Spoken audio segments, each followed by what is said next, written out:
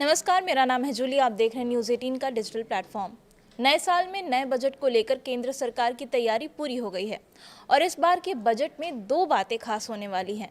क्या है वो खास बातें बताऊंगी, लेकिन उससे पहले तारीख जान लीजिए। केंद्रीय वित्त मंत्री निर्मला सीतारमण 1 फरवरी 2026 को संसद भवन में बजट पेश करेंगी।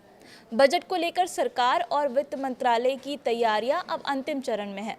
28 जनवरी 2026 को राष्ट्रपति के भाषण के साथ संसद का बजट सत्र शुरू होने की संभावना है। इसी के साथ 1 फरवरी को बजट पेश होने की संभावना जताई जा रही है।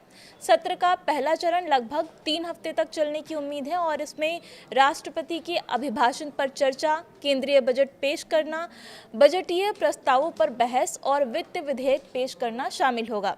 प्रधानमंत्री नरेंद्र मोदी से राष्ट्रपति के अभिभाषण पर बहस का जवाब देने की भी उम्मीद है। सत्र का दूसरा चरण, जो लगभग 4 हफ्ते तक चलने की संभावना है, उसमें प्रमुख सरकारी विधेयकों को पारित करने और मंत्रालयों में अनुदान मांगों पर चर्चा करने के मुद्दे केंद्रित रहेंगे।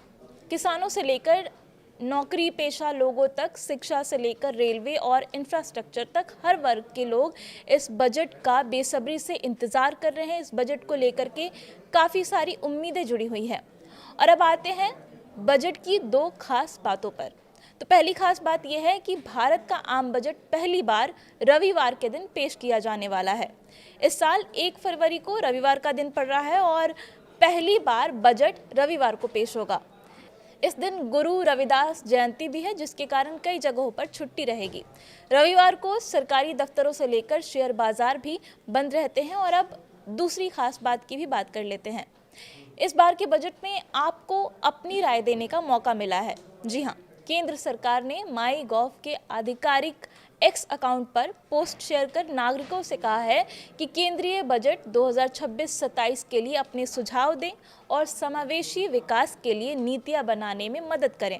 इसका मतलब है कि आप सरकार तक टैक्स, महंगाई, रोजगार, शिक्षा व्यवस्था या स्वास्थ्य व्यवस्था या फिर किसी भी मुद्दे पर अपनी राय पहुंचा सकते हैं।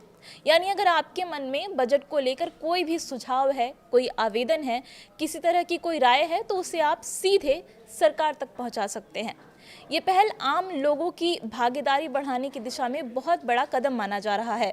2026-27 के बजट का सभी को बेसब्री से इंतजार है। खासकर अमेरिका के टैरिफ से लेकर वैश्विक तनाव के बीच बजट में क्या कुछ खास होगा, इस पर सभी की नज़र टिकी हुई है।